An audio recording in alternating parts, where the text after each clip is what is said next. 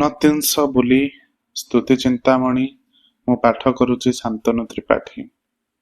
ବୃହସ୍ପତି ଅଂଶ କଳାଚାର ଅଙ୍ଗେ କହିବା ଜାତକ ଗୁଣ, ପାପ ପୁଣ୍ୟ କଥା ଜାଣଇ ସର୍ବଥା କରି ଚଉତିଶ ପଣ।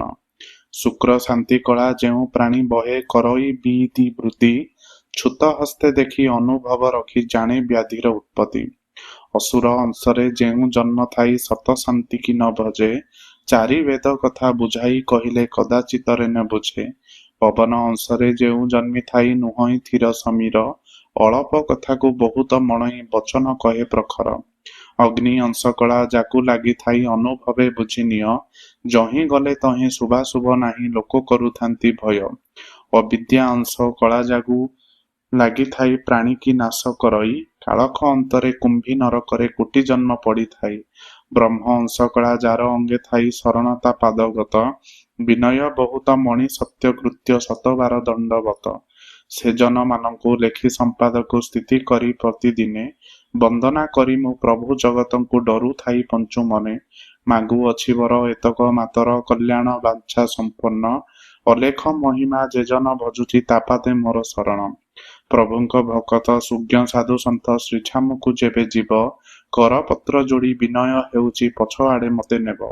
ନିର୍ବେଦ ଦୀକ୍ଷାରେ ଶ୍ରୀଗୁରୁ ଶିକ୍ଷାରେ ଅଟଇ କୀଟିପ ମାଛି, ନିଜ ରୂପ ଚାହିଁ କାହିଁ ମୁଁ ଭଜନ୍ତି ପାନା ଦେଖି ଡରୁଥାଇ। ଯେଉଁ ଭଗବାନ ଗଙ୍ଗାରେ ସ୍ନାନ ନୀଳଗିରିରେ ଭୋଜନ, ବୃନ୍ଦାବନେ ନାଟ ରାଧା ସଙ୍ଗେ ଭେଟ ଦ୍ୱାରକାପୁରେ ଶୟନ।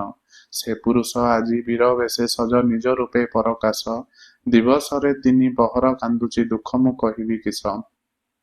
14 ଭୁବନ ଜୀବଜନ୍ତୁଗଣ କାହାରି ନାହିଁ ନା ସୁଖ, ଅକାଳ ମରଣ ଘୋଟି ଯାଉଅଛି ତିନି ପୁର ତ୍ରୈଲୋକ। ଅନନ୍ତ ଠାକୁର ଅନାଦି ପୁରୁଷ ଯେଉଁ ଦିନ ହେବେ ରାଜା, ସେହି ଦିନ ମୁହିଁ ଶ୍ରୀଚରଣ ତଳେ ହୋଇବି ଦାସ ପରଜା। ଏତେ ଦୁରନ୍ତକୁ ବିଚାରି ମନକୁ ଜଗି ଅଛିଟି ଆକଣ୍ଟ, ତେଣୁ କରି ମୁହିଁ ବ୍ରହ୍ମାଣ୍ଡେ କହୁଛି ନ ପିନ୍ଧିବି କୁମ୍ଭୀପଟ। ନାମଟି ଅକ୍ଷୟ ଆଜନ୍ମ ଅଜୟ ଚାରି ଯୁଗେ ଯେବେ ସତ୍ୟ, ଗୃହେ ଥାଇ ବିହିତ କର୍ମେ ଚାଲିଲେ ସବୁ ହେବ ପରାପତ। ନିଷ୍କାମ ପଦରୁ ସୁମରି ଆଦ୍ୟରୁ କରିଅଛି ଧ୍ୟାନ ଯୋଗ, ପ୍ରଭୁଠାରେ ବଡ଼ କଟାଳ କରିବି ନାହିଁ ଦେଲେ ମତେ ଭାଗ। ଜନ୍ମ ହେଲେ ମୃତ୍ୟୁ ମୃତ୍ୟୁଠାରୁ ଜନ୍ମ ବେନି ପରକାର ଅଛି, ଏ ମୃତ୍ୟୁ ମଣ୍ଡଳେ ଥିବା ପରିଜନ୍ତେ ଭୋଗ କରୁଥିବି କିଛି। ସତ୍ୟ ଯେବେ ମୁହିଁ ଜନମ ଲଭିଛି ବ୍ରହ୍ମ ତେଜ କଳା ଘେନି, ଯିବା ବେଳେ ନିଶ୍ଚେ ସେଇଠାକୁ ଯିବି ଭୀମ ଅରକ୍ଷିତ ଭଣି।